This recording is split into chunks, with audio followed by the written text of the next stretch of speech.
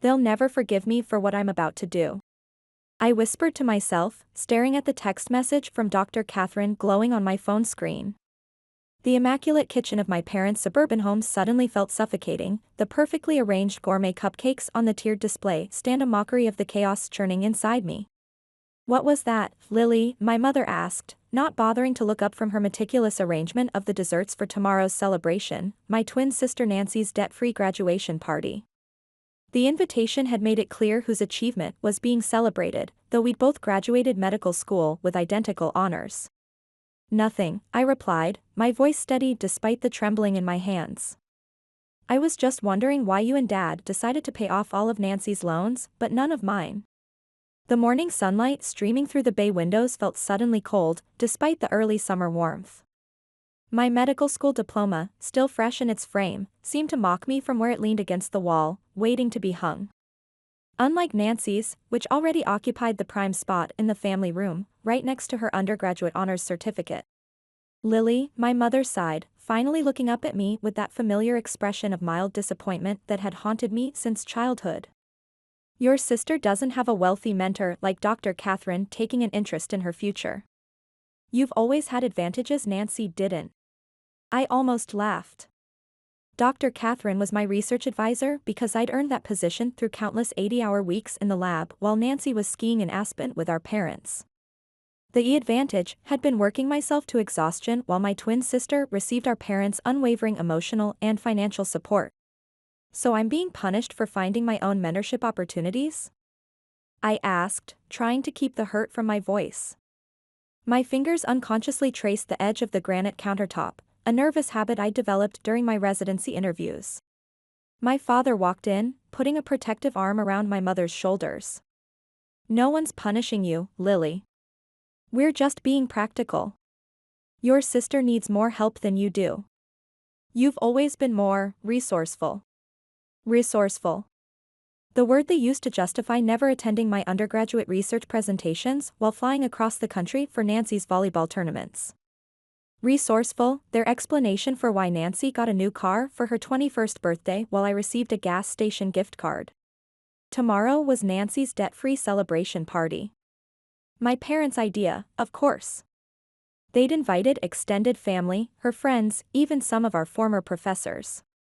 The invitations read, celebrating Nancy's achievement, as if graduating medical school debt-free had been her accomplishment rather than our parents' financial decision. The memory of another celebration, 17 years ago, suddenly flooded my mind. I was 10, standing in a sterile hospital room, watching my grandmother take her last breaths.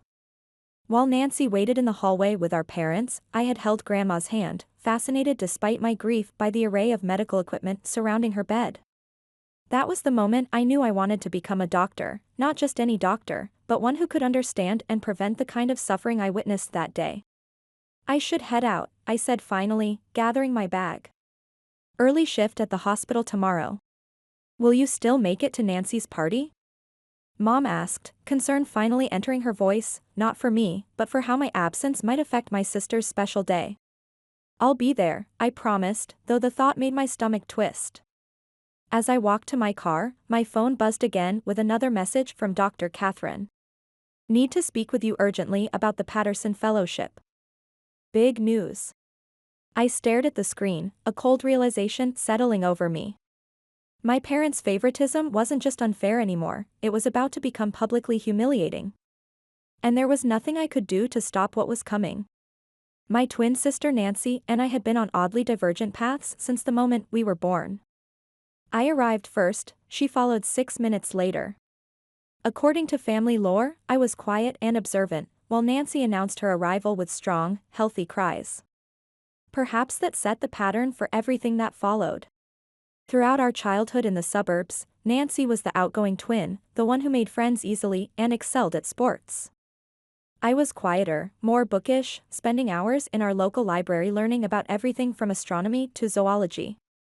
Our parents attended every one of Nancy's soccer games and dance recitals. My science fair victories warranted a good job, Lily, and a pat on the head. By high school, the pattern was firmly established. When we both announced our intentions to pursue medicine, our parents seemed thrilled for Nancy. For me, there were concerned conversations about the workload and whether I could handle the pressure. Medical school isn't just about being smart, Lily, my father had warned. It's about determination and grit. Nancy has always pushed herself harder. The irony was painful. Throughout undergraduate studies, I maintained a perfect GPA while working part-time to cover expenses. Nancy struggled with organic chemistry and physics, requiring expensive tutors our parents readily provided. When she needed to retake the MCAT, they paid for an exclusive prep course. When I scored in the 98th percentile on my first attempt, they simply nodded and said, "That's nice, dear." Despite everything, I never resented Nancy. She was my sister, my twin, and I loved her. She didn't create our parents' favoritism, she just benefited from it. Sometimes I even thought she felt uncomfortable with their obvious preference, though she never said anything directly. We both got accepted to the same medical school, and for 4 years, we studied together, supported each other through grueling rotations, and celebrated each other's successes. I thought perhaps finally our parents would see us as equally accomplished.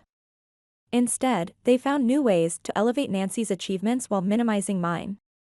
When I was selected to present research at a national conference, Nancy had coincidentally received an award for community service that same weekend. Guess which event our parents attended? But everything changed during our final year when Dr. Catherine, a renowned neurosurgeon, took notice of my research on pediatric traumatic brain injuries. Under her mentorship, I flourished. For the first time, I had someone who recognized my potential, who pushed me to excel not despite my personality, but because of it. "You have a gift for research, Lily," Dr. Catherine told me once. "You see patterns others miss. That kind of insight can't be taught." If only my parents could see me through her eyes. Now, standing in my car, staring at her urgent message about the Patterson Fellowship, the most prestigious neurosurgical research position in the country, I felt a strange mix of anticipation and dread. Tomorrow's celebration wasn't just about Nancy anymore. It was about to become something else entirely, and the thought both thrilled and terrified me. I started my car, the engine's hum matching the buzzing in my head. "They'll never forgive me for what I'm about to do," I whispered again, but this time, the words held a different weight. Maybe forgiveness wasn't what I needed anymore. Maybe what I needed was to finally be seen. The morning before Nancy's celebration, I met Dr. Catherine in her office at the University Medical Center. Even after 2 years of mentorship, her presence still commanded attention. At 62, she carried herself with the kind of confidence that came from decades of breaking barriers in neurosurgery. Her silver hair was pulled back in an elegant twist, and her penetrating blue eyes missed nothing. Her office walls were covered with awards, published papers, and photos with medical luminaries from around the world. But what caught my eye today was a new addition, a framed picture of us in the lab, taken after our breakthrough in pediatric neural regeneration.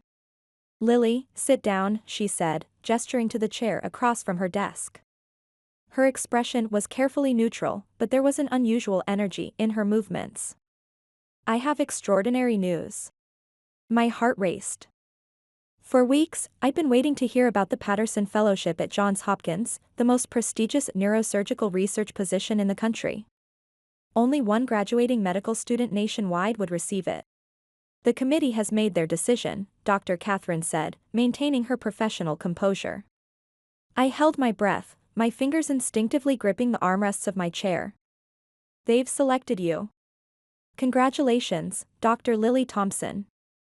You're going to Baltimore." Joy, disbelief, and validation crashed over me in waves. The Patterson Fellowship, the pinnacle achievement for any neuro researcher, was mine. The position included a generous stipend, housing allowance, and most importantly, complete loan forgiveness. I would be debt-free, just like Nancy, but through my own merit rather than parental favoritism.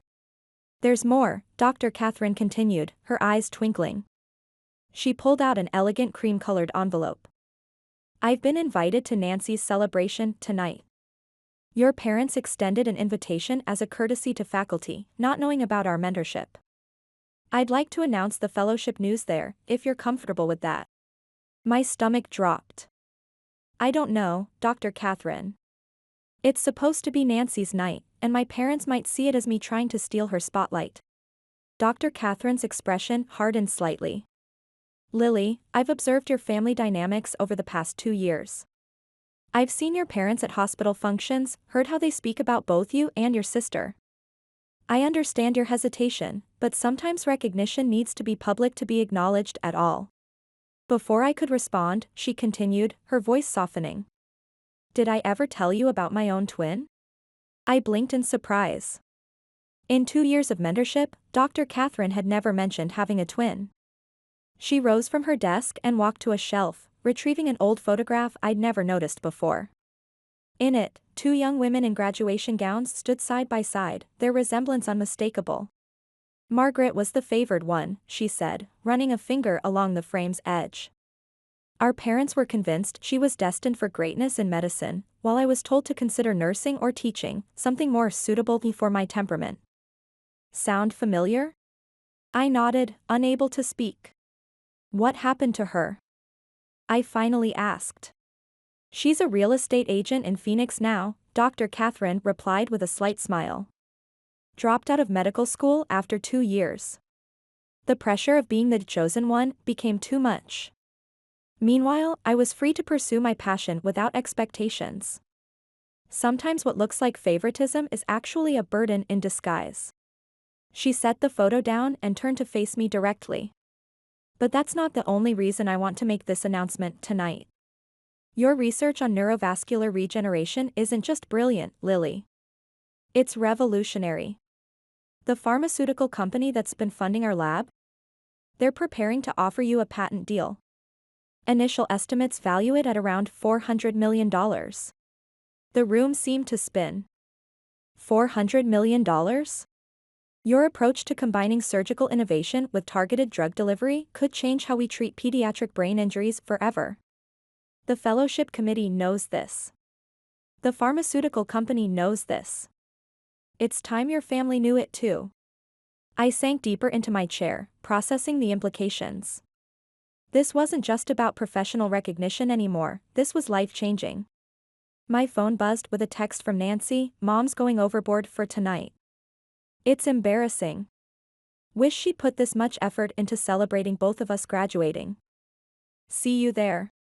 Before I could respond, another message came through, this time from my mother, don't forget business casual for tonight, and please let your sister have her moment. This is very important to her. The contrast between the 2 messages was jarring. Perhaps I had been wrong about Nancy all along. As if reading my thoughts, Dr. Catherine spoke again. You know, I've been watching both you and your sister. Nancy's not unaware of the imbalance in your parents' treatment. In fact, she came to see me last week. She what? She wanted to know if there were any research positions available in our lab. Not for herself, for you. She was worried about your loan burden and thought if she declined some of your parents' financial support, they might redirect it to you. I felt tears welling up in my eyes. All these years, I'd assumed Nancy's silence meant acceptance or even enjoyment of our parents' favoritism. I'd never considered she might be trying to find ways to help me. There's something else you should know, Dr. Catherine said, her tone growing serious. Your parents' influence at Detroit Medical Center? It goes beyond normal networking. I've learned they made certain arrangements with the board regarding Nancy's residency placement. What kind of arrangements? The kind that could jeopardize both her position and their standing in the medical community if they became public. She held up a hand as I started to protest. I'm not suggesting we expose this. I'm simply saying that tonight's announcement might help prevent any future attempts to manipulate opportunities in the field.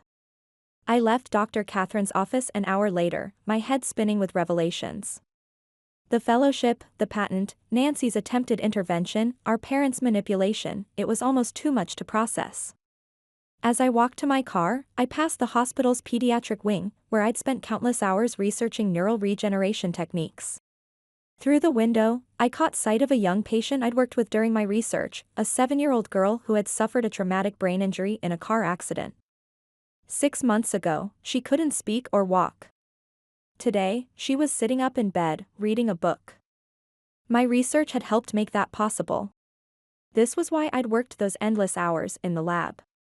Not for recognition, not to prove anything to my parents, but because this work mattered. Lives could be changed because I had chosen to pursue my passion despite the lack of support. Another text buzzed on my phone, this time from Dr. Catherine, where something memorable tonight. You're not just a researcher anymore, you're about to become one of the most influential voices in neurosurgery. I thought about the navy blue dress hanging in my closet, the one I'd bought months ago but never worn, always saving it for a special occasion. Tonight would be that occasion, but not for the reasons anyone expected. Driving home to change for the party, my phone buzzed. My heart leapt, thinking it was another congratulatory message from the pharmaceutical company. Instead, an unknown number flashed on my screen. Dr. Thompson? This is Dr. Marcus Reed from the Patterson Fellowship Committee. My stomach twisted. Why would the committee chair be calling me now? The decision had already been announced. There's been a complication, he said, his voice tense. Some concerns have been raised about your research methodology. We're conducting an emergency review of your application. Concerns? By whom? My voice sounded distant to my own ears. I'm not at liberty to say. But I should warn you, there's significant pressure to rescind the offer. The world seemed to tilt sideways. That's impossible. Dr. Catherine personally verified all my research. There were no methodological issues. Nevertheless, we've received some compelling testimony. I'd advise against making any public announcements until this is resolved. The call ended before I could demand more information. With trembling fingers, I called Dr. Catherine, but only reached her voicemail. Next, I tried the pharmaceutical company's lawyer. Straight to voicemail as well. Was this really happening? Hours before Nancy's party, the greatest achievement of my life was suddenly in jeopardy. My phone buzzed again, a text from my mother, "Don't forget, business casual tonight, and please let your sister have her moment." As I parked outside my apartment, I fought back tears. Who would question my research now, just hours before the announcement?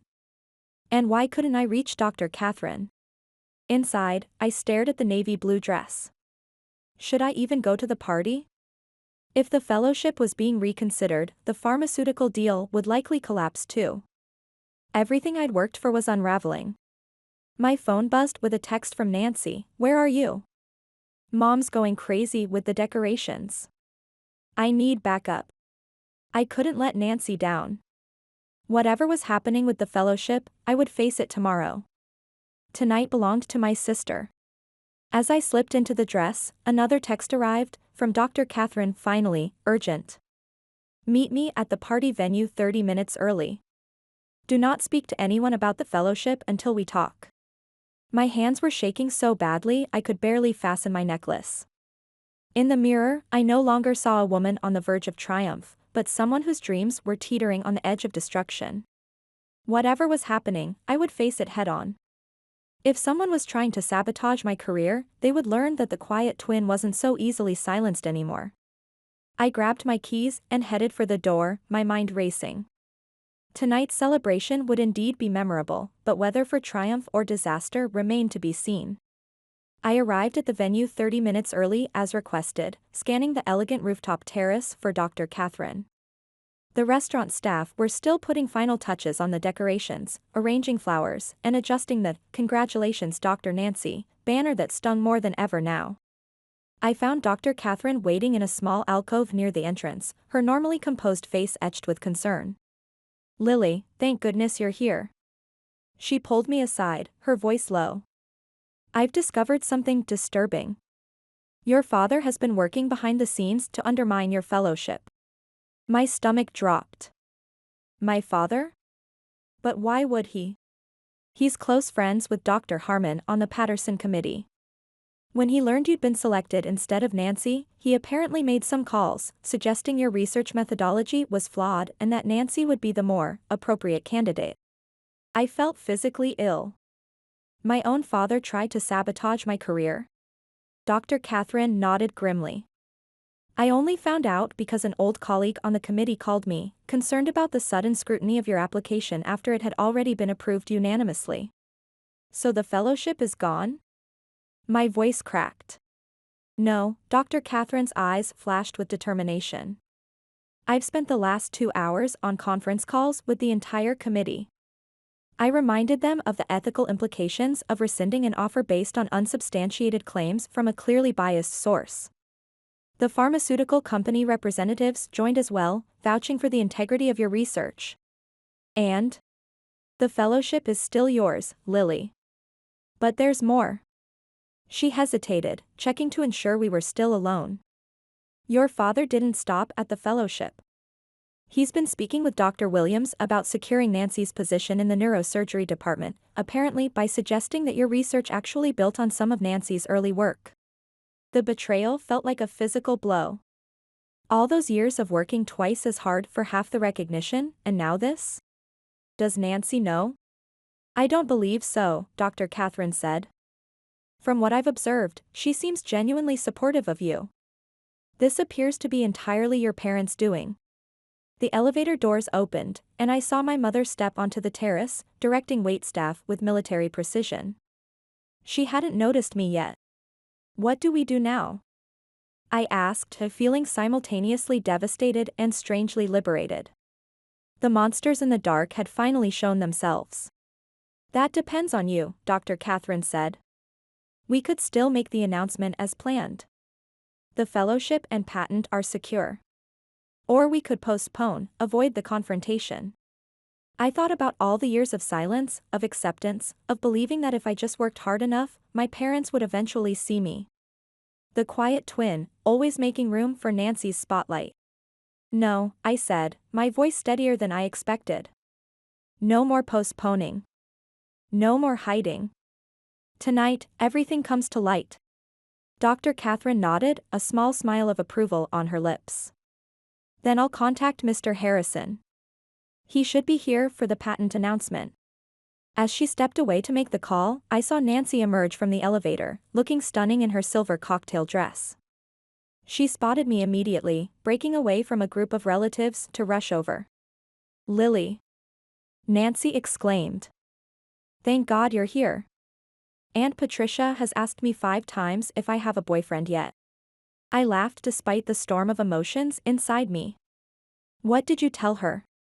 That I'm married to medicine, but if she knows any eligible neurosurgeons, I'm taking applications.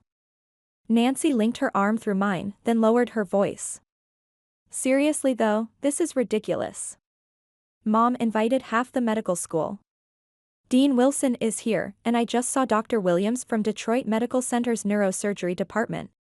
I scanned the crowded terrace and indeed spotted the dean chatting with our father.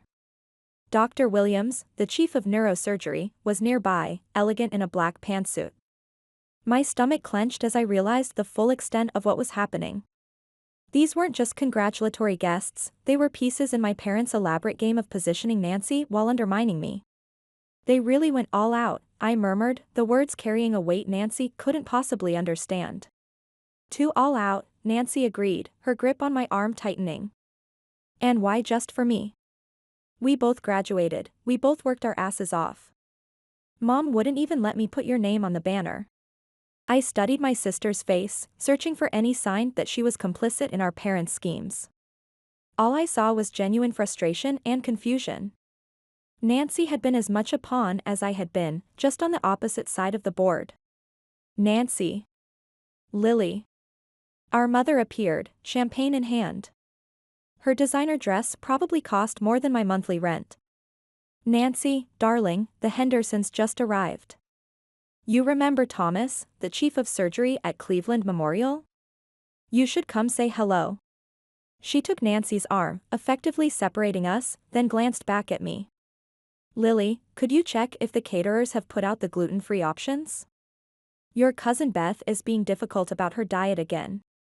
As they walked away, I caught my father's eye across the room. For a brief moment, something like guilt flashed across his face before he turned back to Dean Wilson. Dr. Catherine reappeared at my side. Mr. Harrison will be here in 15 minutes. Are you ready for this? I watched as my parents guided Nancy toward Dr. Williams, their hands steering her like a prized show pony. I've never been more ready in my life. The next hour passed in a blur of small talk and forced smiles. I directed waitstaff to Beth's gluten-free options as instructed, all while watching the careful dance my parents performed, introducing Nancy to every important medical figure in the room. When Mr. Harrison arrived, he gave me a respectful nod before taking a position near the bar with Dr. Catherine. They were waiting for my signal. I caught Nancy alone for a moment near the dessert table. "Nancy, I need to tell you something important. About tonight." Her eyes widened with concern. "What's wrong? You look pale." Before I could continue, our father's voice boomed through the room. "If I could have everyone's attention, please. I'd like to say a few words about our daughter Nancy." I felt a surge of anger. It was now or never. "Actually," I said, my voice carrying clearly across the suddenly quiet terrace, "I believe Dr. Catherine has an announcement that everyone here should hear first." All eyes turned to me, including my parents, whose expressions shifted from confusion to alarm. Dr. Catherine moved smoothly to my side. "Thank you, Lily. Indeed, I have some news that I think will interest everyone here." She paused, making deliberate eye contact with my father before continuing. Despite some unexpected challenges in the final review process, Lily's groundbreaking research on neurovascular regeneration has earned her the Patterson Fellowship at Johns Hopkins. Murmurs rippled through the crowd. I saw my father's face drain of color. "For those unfamiliar," Dr. Catherine continued, her voice stronger now, "this is the single most prestigious position offered to a graduating medical student in the country. It comes with full loan forgiveness and a substantial stipend." Nancy's eyes widened with genuine delight as she looked at me. "Lily. That's amazing." Dr. Catherine nodded to Mr. Harrison, who stepped forward. "But that's not all. Lily's research has led to a breakthrough in treating pediatric traumatic brain injuries. The pharmaceutical company funding our lab has offered her a patent deal valued at approximately $400 million. The terrace erupted in shocked exclamations. My mother's champagne glass slipped from her fingers, shattering on the floor. Nancy rushed to my side, embracing me tightly. "That's my sister," she said loudly, her voice cutting through the chaos. "Always solving the impossible puzzles." She turned to our parents, her expression hardening as she noticed their stunned faces. "Did you know about this? About any of this?" We had no idea," our father stammered, though we both knew it was a lie. "Lily never told us." "I tried," I said, my voice steady and clear. "I invited you to every research presentation. I sent you every published paper. You were just too busy attending Nancy's volleyball games to notice." I paused, looking directly at my father. "Or perhaps you were too busy trying to make sure no one else noticed either." His face paled further, confirming everything Dr. Catherine had told me. Nancy looked between us, confusion turning to suspicion. "What does that mean, Lily?" she asked. Before I could answer, Dr. Williams stepped forward, her attention now fully focused on me. "Dr. Thompson, Lily, I was very impressed by Dr. Catherine's account of your research. We should discuss whether you'd consider bringing your work to our neurosurgery department instead of Johns Hopkins." I caught the look of panic on my father's face as his carefully constructed plans began to unravel before his eyes. "That's very flattering, Dr. Williams," I began, but Nancy interrupted. "She's already accepted the Patterson Fellowship," my sister said firmly, putting her arm around my shoulders. "It's a once-in-a-lifetime opportunity. But you should know my sister never does just one revolutionary thing at a time. I'd bet she'll have another groundbreaking study underway within months of arriving in Baltimore." Dr. Williams smiled. "When you've completed the fellowship, keep Detroit in mind. We'd be fortunate to have you." She nodded to Nancy. "Both of you, in your respective specialties." As Dr. Williams walked away, I turned to Nancy in amazement. She squeezed my shoulders. "Did you really think I didn't know how brilliant you are?" "I've been trying to tell them for years, but they were too busy planning my parties to listen." Our parents stood frozen, their carefully constructed world crumbling around them. The other guests were approaching me from all directions, asking about my research, offering congratulations, several of my clinical supervisors sharing stories about my work with patients. Mr. Harrison cleared his throat. Dr. Thompson, if you're ready, we have the preliminary patent paperwork prepared. Would you like to review it now? My mother finally found her voice. Lily, why didn't you tell us about any of this? I did tell you, I said quietly. Every single day, for years. You just never listened. I looked directly at my father. And when you did finally hear, you tried to silence me. His face flushed with shame, but he remained silent, acknowledging the truth with his eyes. Nancy looked between us, realization dawning. Dad? What is she talking about? Before he could answer, Dr. Catherine touched my arm. The dean would like a word. Something about featuring your fellowship in the alumni magazine. She smiled at my parents, her expression pleasant but her eyes steely. You must be incredibly proud to have raised two such accomplished daughters. Though I imagine it's particularly gratifying to see Lily's hard work recognized after all she's overcome. The emphasis on overcome was subtle but unmistakable. My parents had the grace to look embarrassed. Well, my mother said weakly, we've always known Lily was special too. Too little, too late, Nancy muttered under her breath, then louder, I'd like to make a toast. She grabbed a champagne flute from a passing waiter and clinked it with a fork, drawing everyone's attention. Tonight was supposed to be about celebrating my being debt-free. But that's not an achievement, that's a gift our parents gave me while denying the same support to my equally qualified sister. So instead, let's celebrate what real achievement looks like, Lily, who worked harder, dreamed bigger, and never let anyone's lack of faith stop her from changing the world. To my brilliant twin, the real star of the Thompson family. The crowd erupted in applause. Through tear-blurred eyes, I saw my parents' carefully crafted narrative completely dissolve, replaced by a new story, one where the quiet, overlooked twin had transformed into someone they could no longer ignore or silence. Later that night, as the party wound down, Nancy pulled me aside. We need to talk about what happened with Dad and the fellowship, she whispered. Dr. Catherine told me everything. I nodded, suddenly exhausted. Tomorrow. Tonight, I just want to celebrate with my sister. Nancy smiled, linking her arm through mine. Deal. And Lily? I'm so proud of you. Not just for the fellowship or the patent, but for finally standing up for yourself. As we walked out onto the terrace overlooking the city lights, I thought about the long journey ahead. There would be difficult conversations with our parents, boundaries to establish, and a new life to build in Baltimore. But for the first time, I felt truly free of the shadows that had defined me for so long. The quiet twin had found her voice, and it turned out to be exactly the voice medicine needed to hear.